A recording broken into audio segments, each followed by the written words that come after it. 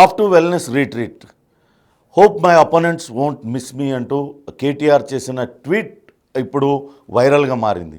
తాత్కాలికంగా రాజకీయాల నుంచి విరామం తీసుకుంటున్న నా రాజకీయ ప్రత్యర్థులు నన్ను ఎక్కువగా మిస్ కారు కదా అంటూ చమత్కరిస్తూ ఆయన చేసిన ట్వీట్ ఇప్పుడు చాలా వైరల్ అవుతుంది.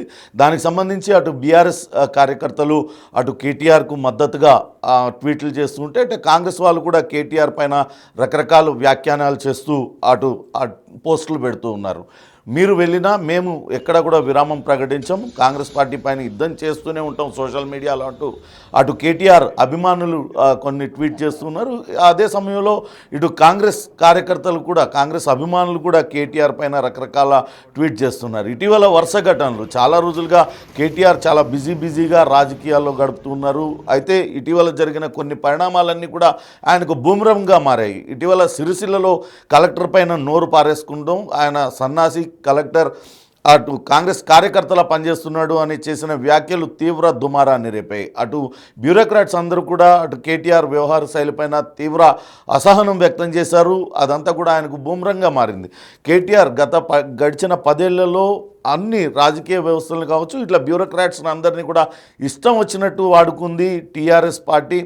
ఆ పార్టీ కార్యకలాపాల్లో కావచ్చు లేకుంటే బహిరంగ సభల్లో కలెక్టర్లే వచ్చి కేసీఆర్ కాళ్ళు ముక్కిన ఘటనలు కూడా మనం చూసాం. ఇప్పుడు ఇట్లా కలెక్టర్ పైన కేటీఆర్ నోరు పారేసుకోవడం సరికాదు, మరోసారి ఇట్లాంటివి జరిగితే కేటీఆర్కు తగిన విధంగా చట్టపరమైన చర్యలు తీసుకుంటామంటూ వాళ్ళందరూ కూడా హెచ్చరించారు. ఇక లగచర్ల ఇష్యూలో కూడా అటు బీఆర్ఎస్ హస్తం బయటపడింది. లగచర్లలో కలెక్టర్ ప్రతీక్ జైన్ ప్రజాభిప్రాయ సేకరణకు వెళ్తే అక్కడ బీఆర్ఎస్ కార్యకర్త సురేష్ కలెక్టర్ను అక్కడి నుంచి వేరే దగ్గరికి తీసుకెళ్ళడం, అక్కడ రోటిబండ తండాకు సంబంధించిన కొంతమంది వ్యక్తులు ఆ కలెక్టర్ పైన దాడికి ప్రయత్నించారు. అందులో దాడికి ప్రయత్నించిన వాళ్ళలో ఇప్పటిదాకా 21 మందిని అరెస్ట్ చేశారు. అందులో 19 మందికి భూమి లేదు. అట్లనే ఈ దాడికి ప్రేరేపించిన వ్యక్తి సురేష్కు స్థానిక బీఆర్ఎస్ మాజీ ఎమ్మెల్యే ఆయనతో పట్నం నరేందర్ రెడ్డితో 48 సార్లు ఆ దాడికి ముందు మాట్లాడినట్లుగా పోలీసుల విచారణలో వెల్లడైంది.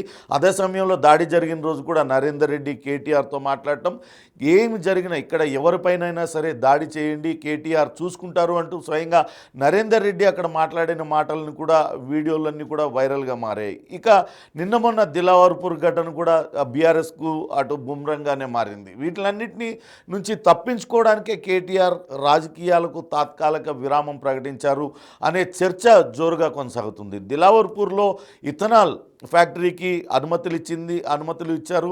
కానీ ఇప్పుడు కాంగ్రెస్ పార్టీ హయాంలోనే అది నిర్మాణం జరుగుతుంది అనే విధంగా అక్కడ ప్రజలందరినీ రెచ్చగొట్టి అటు ప్రజల్లో ఒక గందరగోళ వాతావరణం సృష్టించేందుకు ప్రయత్నించారు. కానీ వాస్తవానికి చూస్తే 2022లోనే వాటికి అన్నిటికీ అనుమతులు వచ్చాయి. స్వయంగా అప్పటి ముఖ్యమంత్రి కేసీఆర్ ఆయన సంతకాలు చేసిన పత్రాలు కూడా నిన్నన్నీ వెలుగు చూసాయి. దాంతో అది కూడా బీఆర్ఎస్కు ఎదురు దెబ్బగా మారింది. గడిచిన 10 ఏళ్లలో ప్రజలు ఎక్కడ కూడా తమ నిరసన తెలియజేయడం అనేది ప్రతి ఒక్కళ్ళ ప్రాథమిక హక్కు. కానీ ఆ ప్రాథమిక హక్కు కూడా లేకుండా చేశారు బీఆర్ఎస్ 10 ఏళ్ల పాలనలో. ఎవరు కూడా తమ నిరసన తెలియజేయడానికి అవకాశం లేదు. ధర్నా చౌక్ కూడా ఎత్తేసిన పరిస్థితి. కానీ ఇప్పుడు అదే ధర్నా చౌక్ దగ్గరికి వెళ్ళి అక్కడ ధర్నాలు కేటీఆర్ కూడా ధర్నాలు చేస్తున్న పరిస్థితి ఉంది. ఇటీవల ఆటో డ్రైవర్లు వాళ్ళు ఏదో అక్కడ తమ ఆవేదనను వెలిబుచ్చుకోవడానికి అక్కడ ధర్నా చౌక్లో కూర్చుంటే కేటీఆర్ అక్కడికి వెళ్ళారు. ఇక్కడికి కేటీఆర్ ఎందుకు వచ్చారంటూ ఆటో డ్రైవర్లు కూడా అటు కేటీఆర్ రాకపోయిన విస్మయం వ్యక్తం చేశారు. ఇలా అన్ని రకాలుగా బూమ్రంగ్ అవుతూ ఉంది. వీటిలన్నిటి నుంచి తప్పించుకోవడానికి వీటిలన్నిటిపైన కూడా కేటీఆర్ కొంత అసహనం వ్యక్తం చేస్తున్నారు. ఆ అసహనంతోనే కొద్ది రోజులు తాత్కాలిక విరామం తీసుకోవాలనుకుంటున్నారంటూ అటు సొంత పార్టీలో చర్చ జరుగుతుంది. అయితే కాంగ్రెస్ కార్యకర్తలు కాంగ్రెస్ నేతలు మాత్రం వచ్చే నెల డిసెంబర్ 9వ తారీఖు నుంచి అసెంబ్లీ సమావేశాలు జరగనున్నాయి. అసెంబ్లీ సమావేశాలకు ఇప్పటికే కేసీఆర్ హాజరు కావడం లేదు. ఈ అసెంబ్లీ సమావేశాల్లో అటు కేటీఆర్ను గట్టిగా కాంగ్రెస్ పార్టీ సభ్యులందరూ కూడా ధీటుగా ఎదుర్కొంటారు.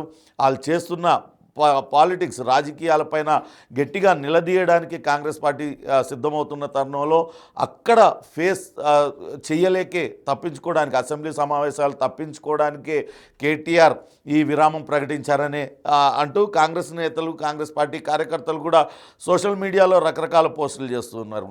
ఇటీవల కాలంలో వరుసగా కాంగ్రెస్ పార్టీ అనేక సంక్షేమ కార్యక్రమాలు తీసుకొస్తుంది. కానీ ప్రతి ఒక్క కార్యక్రమంలో ఏదో ఒకటి రాజకీయం చేసి తద్వారా లబ్ధి పొందాలని కేటీఆర్ చూడడం, అవన్నీ కూడా అటు బూమరంగ్ కావడం, ఇవన్నీ వరుసగా జరుగుతూ ఉన్నాయి. ఇటీవల అశోక్ నగర్లో నిరుద్యోగుల్ని రెచ్చగొట్టడానికి ప్రయత్నం చేశారు. కానీ అనేక ఉద్యోగాలు అటు కేసీఆర్ కాంగ్రెస్ ప్రభుత్వం వచ్చిన తర్వాత అనేక నియామకాలు జరిగాయి. దాంతో అక్కడ కూడా కేటీఆర్ పప్పులేం ఉడకలేదు. తర్వాత లగచర్ల ఇష్యూలో రైతులందరినీ రెచ్చగొట్టి లబ్ధి పొందాలనుకున్నారు. కానీ ప్రజాభిప్రాయాన్ని గౌరవించి లగచర్లలో అటు ఫార్మాసిటీ నిర్మాణం కాదు, అక్కడ చాలా పెద్ద ఇండస్ట్రియల్ పార్క్ని ఏర్పాటు చేస్తాం, అది కూడా ఎటువంటి పొల్యూషన్ లేకుండా ప్రజాభిప్రాయ సేకరణ జరిపిన తర్వాతే అక్కడ భూసేకరణ చేస్తామంటూ కూడా రాష్ట్ర ప్రభుత్వం ప్రకటించింది. ఇది కూడా ఒక ఎదురుదెబ్బగానే భావించాల్సి ఉంటుంది బీఆర్ఎస్ పార్టీకి అంటూ రాజకీయ విశ్లేషకులు చెప్తున్నారు. ఎందుకంటే గడిచిన 10 ఏళ్లలో ఎక్కడా కూడా ప్రజలు తమ నిరసనను తెలియజేసే హక్కును కోల్పోయిన పరిస్థితిని మనం చూసాం.